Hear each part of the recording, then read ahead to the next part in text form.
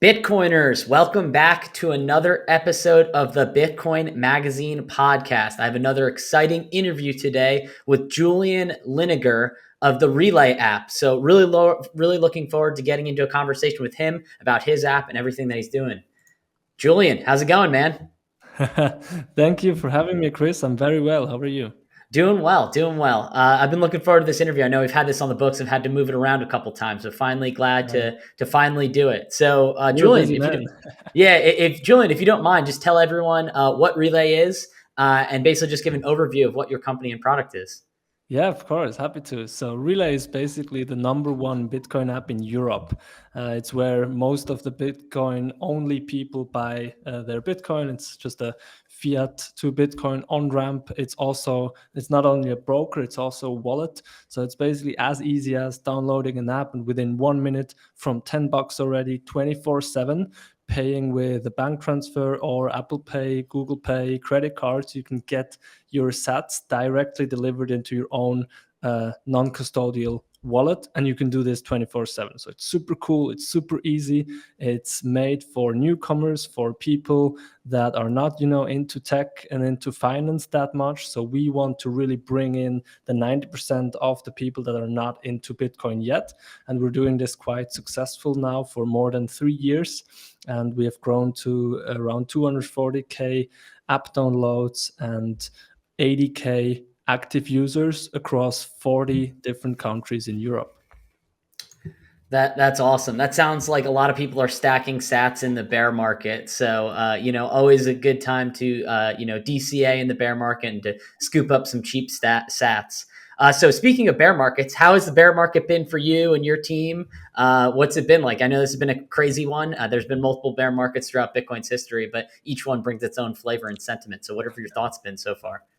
Exactly. It's definitely not my first one, and it's also not the first one since I founded Relay. But this one has been special in a way that it really showed that us as a Bitcoin only company and with our very Bitcoin focused, almost like Bitcoin maximalist community that we have, has turned out to be a big benefit for us in this bear market. It really showed us, especially with the things that happened around FTX end of last year, and Terra Luna and all these, and then beginning of this year the Silvergate and all these bank collapses, um, where people found out that okay, uh, these different shitcoin casinos and basically house of cards built on different crypto assets that are not real, that are Ponzi schemes most of all, and speculation assets,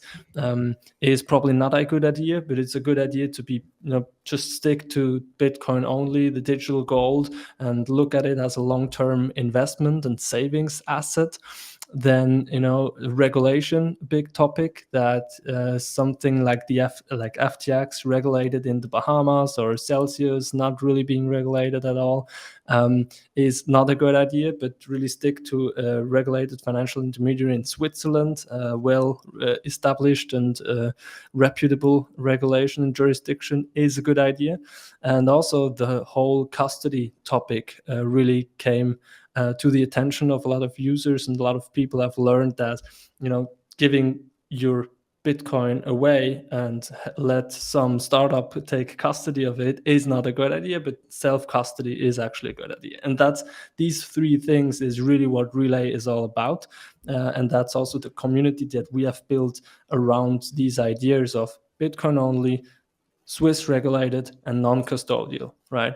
And because of that, because these narratives basically gained traction in this bear market, specifically more than in the last couple of bear markets, it has actually been a quite successful one for us. So we are celebrating a record month right now in August. Partly because of this spectacular dip that we had last week, but also just because we are, growing 20% month over month, new users, more people set up an auto savings plan with us. The users that we have, we retain them, and they actually start buying more and more. So they prop up their savings plan, they do buy the dip here and there with quite reasonable amounts, I must say. So our volumes and revenues and everything is going up, where, compared to all the other brokers, mainly the crypto, altcoin, and custodial ones are really suffering. They have less and less volume and revenue. They are laying off people. So it's really nice to see that basically we and a couple of peers as well, like other Bitcoin only companies, especially in Europe, that we see that we are close to, are growing, despite the fact that we're in a bear market and the rest of the crypto industry is suffering.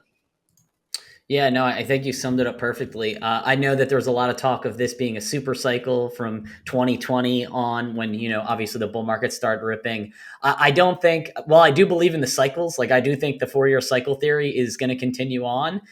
Maybe it'll break, maybe it won't. I do think we will have another bear market after, or we'll have another bear market after the next bull market. I just think, if we saw the blow up of FTX at being 17 billion, 18 billion, whatever it was, I think it's only going to get worse with legacy people coming into Bitcoin. That's not to hold anything against legacy companies, but think of the scale of like a BlackRock coming in and then blowing up compared to an FTX. I mean, BlackRock manages like 8 trillion, 9 trillion assets. Imagine them like sending it to an address they couldn't recover. I know we saw Prime Trust blowing up even more recently with them like sending to an address that they no longer had the private keys for or could no longer get access to. So while I do think there will be another bull market, obviously there's a lot of talk of like Bitcoin ETFs on the horizon. I do think, and before we transition into the Bitcoin ETFs of it all, I guess what has been the biggest takeaway for you and your team navigating this? So obviously your revenue's up, your users are up, you're making more money, and it seems to be that you guys are staying focused on Bitcoin, where a lot of things that blew up were crypto native. I guess any other takeaways from that before we get into the ETF news? It's really all about focus. We could have gone a lot of different ways when markets are good, when business is good and the traction is good, but also when things go bad. As an entrepreneur and as a startup team, as we're a team of 20 people, we always think, should we do things differently? Should we do additional things? But really what my takeaway is staying true to the basic beliefs, values, and principles that we align 100% to kind of the Bitcoin community principles of this, Bitcoin only purist, looking at it as a long-term savings technology and digital gold, non-custodially, and keeping the burden to entry as low as possible, really maximizing for simplicity, and not for a technical complexity in features, but really make it as simple as possible, staying focused and being regulated in Switzerland, and keeping our marketing strategies as well, working with the best Bitcoin only influencers and advisors that there are in Europe, all these kind of things, just really staying true to our values and roots. Even though sometimes the times are hard and you think about, oh, should we do other stuff? And, some investors tell us you should probably add Ethereum and you should add other coins, or you should maybe get into kind of other fintech use cases, whatever, try to monetize your community differently, sell them other shit, but really, like, there are a lot of things that you could do. But my takeaway is really staying true to the values and to the principles, and keeping that focus is key to survive these bear markets and even thrive in these bear markets, and building a business that really solves a problem for a specific user segment, and building it in a profitable, sustainable way on the long run is really key. Yeah, and I think kind of like they always say, like builders build in the bear market, or a lot of building in the bear market. I know in 2017, 2018, we really saw SegWit get launched, and I don't think we really saw the benefits of that more towards 2020, 2021, with the Lightning Network becoming more robust and scaling up and building out.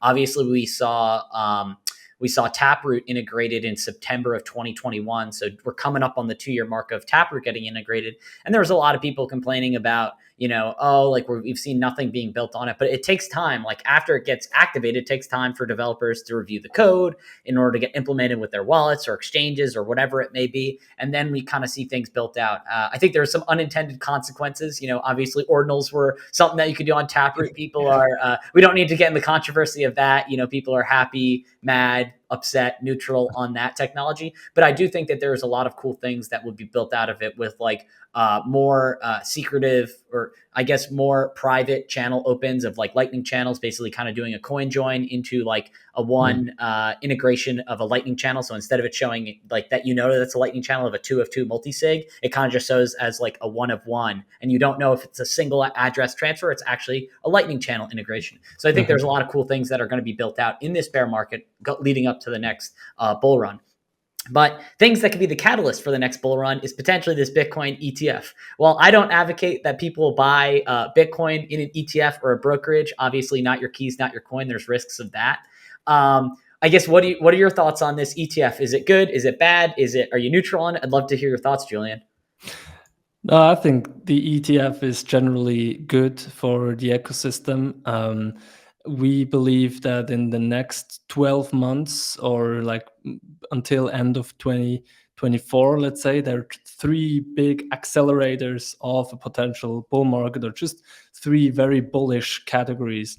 And one event is this ETF that most likely will be approved end of this year or Q1 next year latest. So the SEC has basically time until the 15th of March to approve all these 9 pending ETF applications. So most likely this will happen. And then the second one will be the halving, obviously in April next year. And then there will be the US and also the Argentinian and some other, I think, elections in South America and North America as well, where there are a lot of presidential candidates that actually use Bitcoin as part of their campaign and will do good things from a political point of view for Bitcoin. And these 3 catalysts, as you mentioned, or as you named them, could in combination have a huge effect. I mean, already if you look at ETFs bringing in potentially billions of dollars in institutional investors, this paired with the halving, where obviously the supply will be lower and the demand will be higher. Well, what's going to happen to the price, right? It's economic one-on-one. This, I think, will have a very, very big effect. And yes, I think it's a good thing. Why? Is because there are different customer segments that want to get into Bitcoin.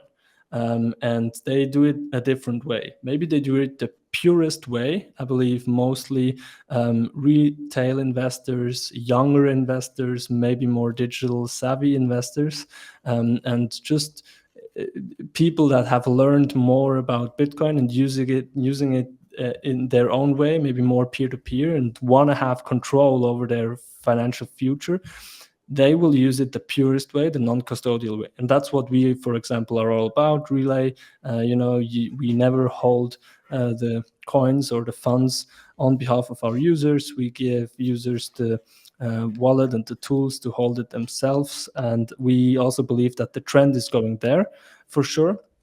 But there are other users that, yes, they want to hold Bitcoin, but they don't necessarily want to get the full control and full responsibility over it. They want to give this away to a crypto exchange or a Bitcoin broker or a bank. So they want to have Bitcoin, but they want to have it custodied by a third party.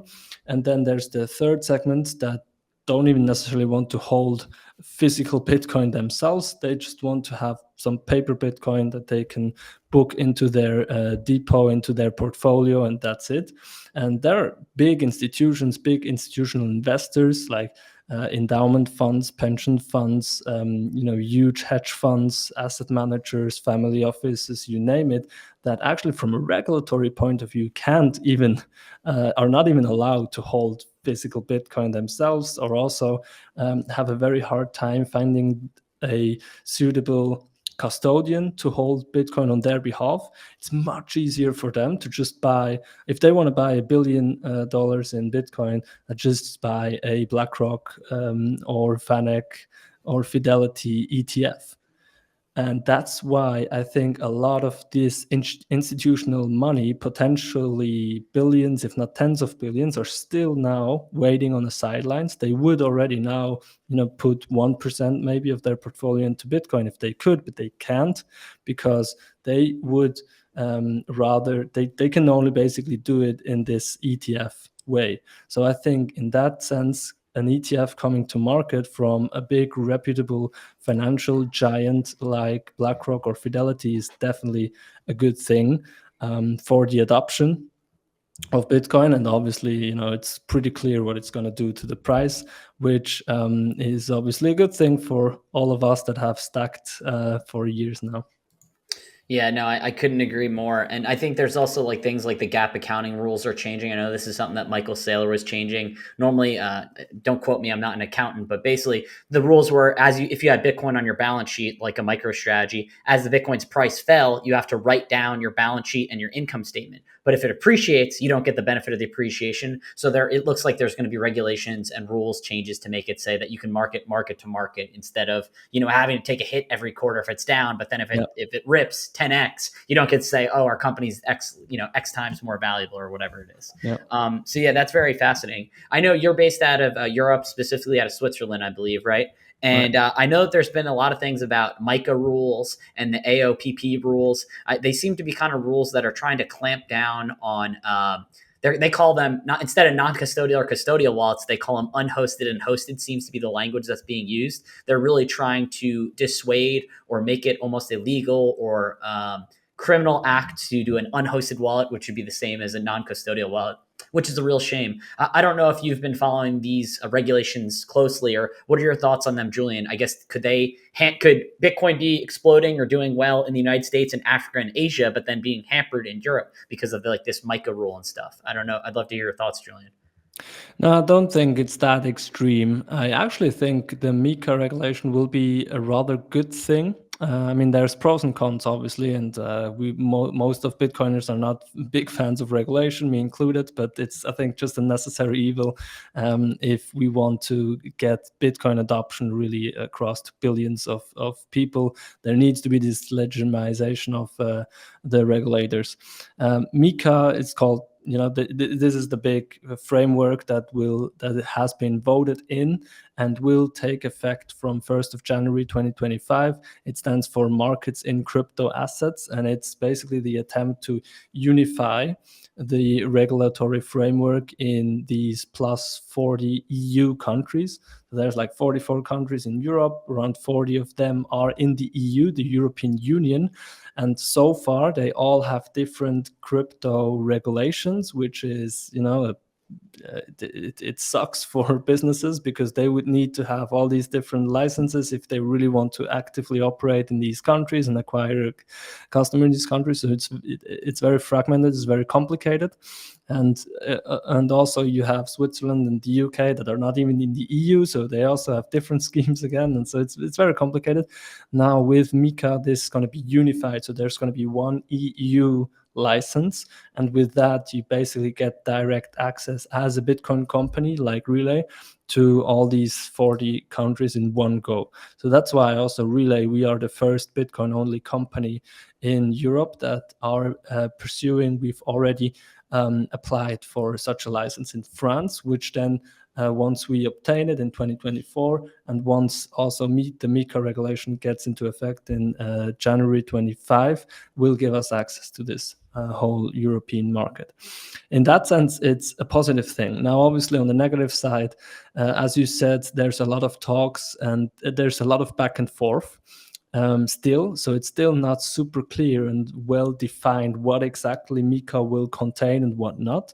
There were political discussions to really regulate mining a lot, or even almost criminalize mining because of the whole ESG framework, That fortunately changed. So this already, went out of the regulatory discussion again. So there's no discussion about mining anymore.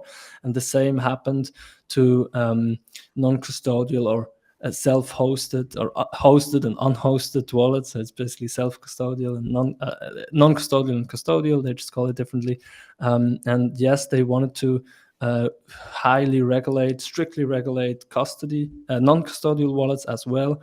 But they also came away a bit from that. I think the reason was just that they didn't really understand what's going on, that this is actually, a decentralized open source peer-to-peer technology that you can't really treat like this. And that, even if they wanted to, they couldn't really regulate it that harshly. So what is now strictly regulated is custodial exchanges. So if you hold Bitcoin or crypto on behalf of your users from 2025 onwards, you will get regulated a lot. There's a lot of information you need to transmit with every transaction, especially if it goes from custody to custodial exchange to another custodial exchange.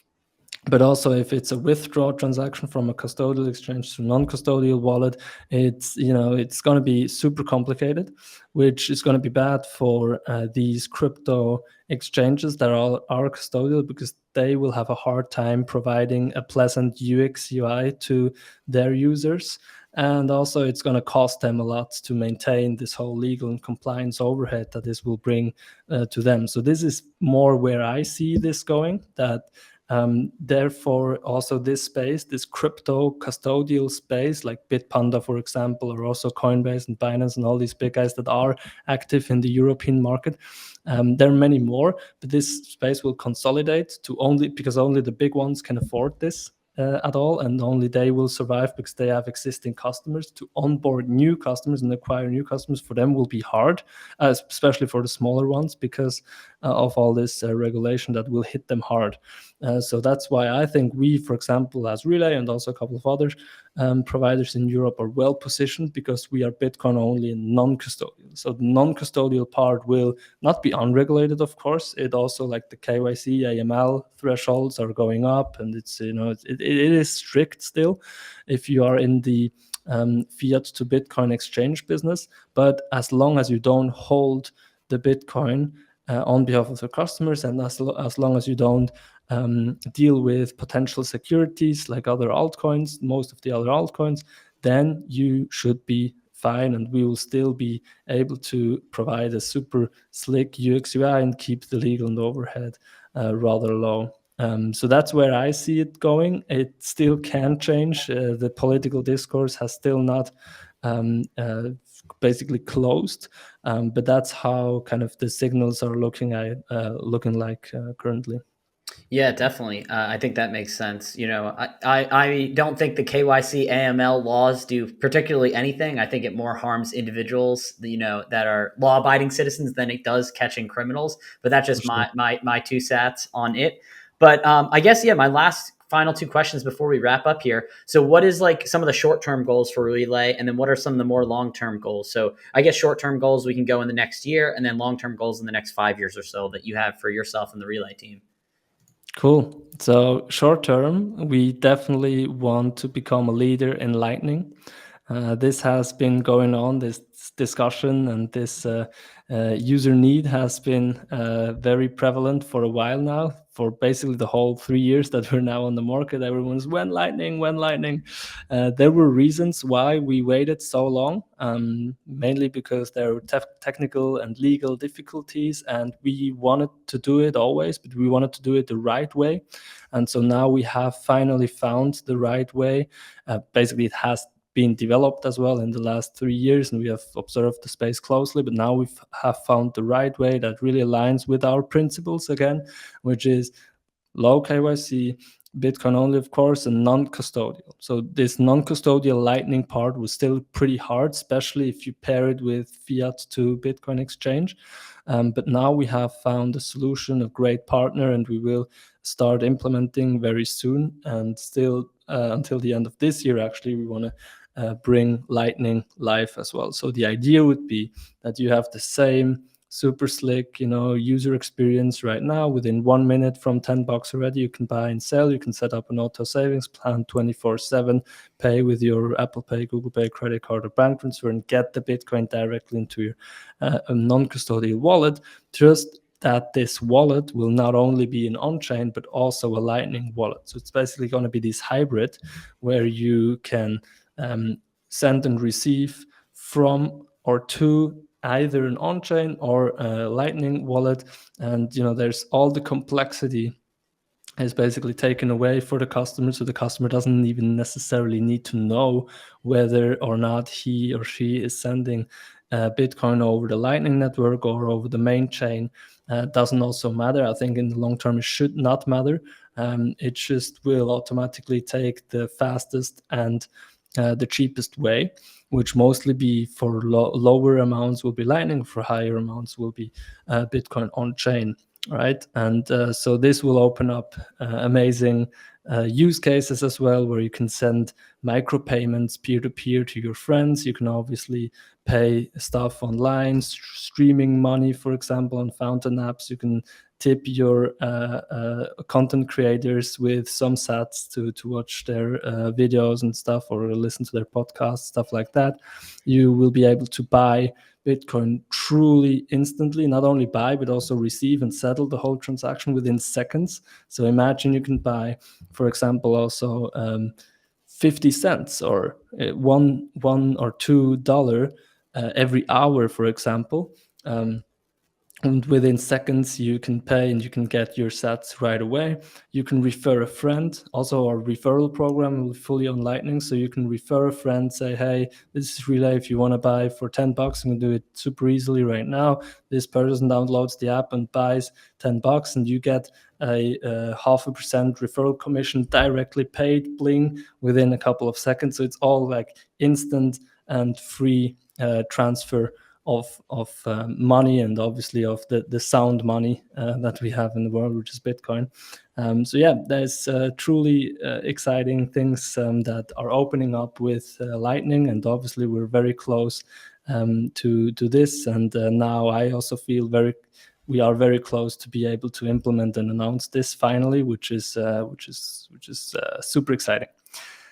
This is on the short term, and let's say on the long term, what we want to achieve is to bring our kind of number one fiat to Bitcoin on ramp to obviously more users directly, but also to more businesses and to users indirectly through our white label solution. So we have, developed this very special combination, which is illegal, but also obviously a technical innovation that no one else really has been able to achieve, to make it possible to so simply and so quickly buy Bitcoin directly to your non-custodial wallet. And we want to offer this to as many people as possible, also through other apps like hardware wallets, but also fintech apps, other Bitcoin apps, and also through Lightning, right? So that other Lightning apps, for example, like Fountain or like gaming apps, I don't know, CBD, whatever,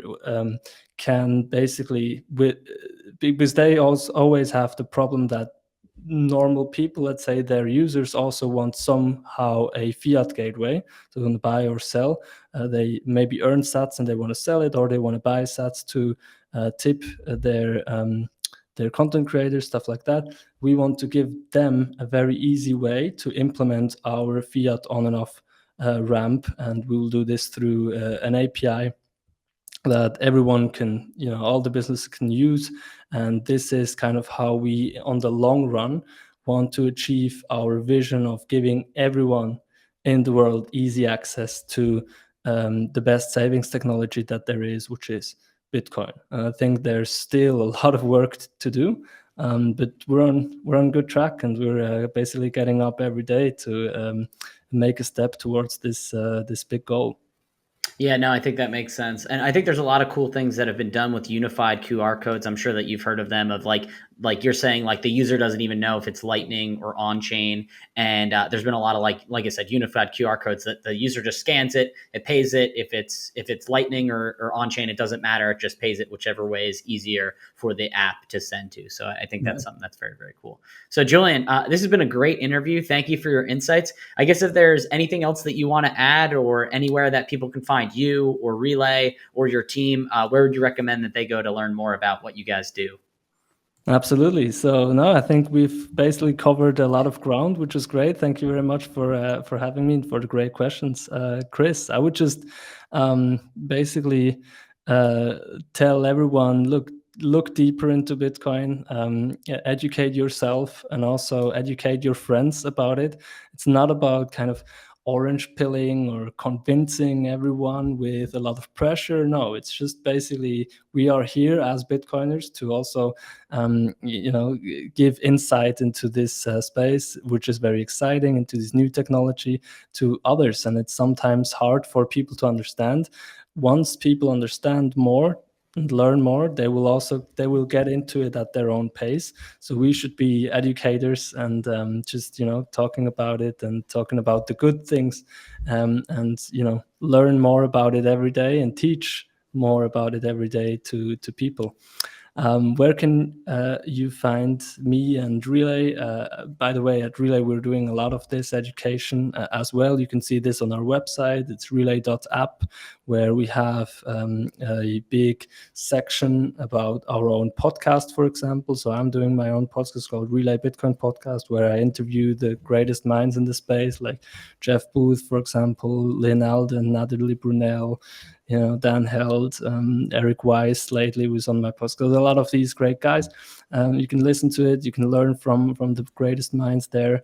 We have our own blog section where we explain a lot of these stuff in detail. We have also a great newsletter where you can subscribe. Around 10K subscribers already, getting the latest news and education material about Bitcoin every week to their inbox. It's obviously all for free, so it's really important for us to educate the world about Bitcoin. You can also follow us on Twitter or X or whatever this thing's called.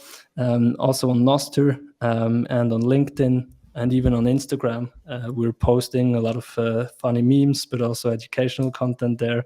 And you're always, free to contact us through the app. There's a chat in the app or a contact form on the website. And our DMs on Twitter, for example, are also open, and so are mine. On LinkedIn and on Twitter, you can find me as well at Julian Liniger.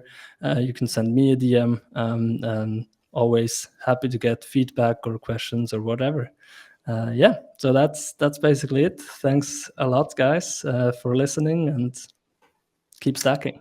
Yeah, definitely. I'd say stay humble and stack sats, Julian. I think that's really good advice, stealing that from Matt Odell. But it's been a pleasure talking to you. I definitely think it's important to keep educating and keep learning ourselves.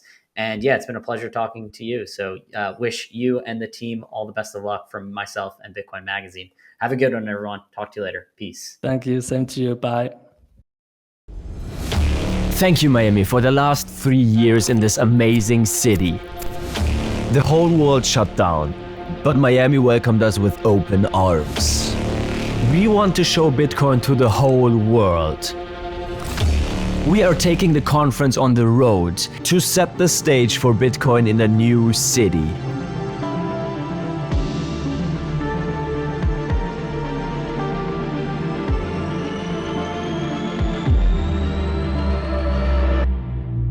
Nashville. Bitcoin 2024 is coming to Nashville in Tennessee, a city that is known as a music and freedom city. Bitcoin 2024 in Nashville from July 25th to 27th.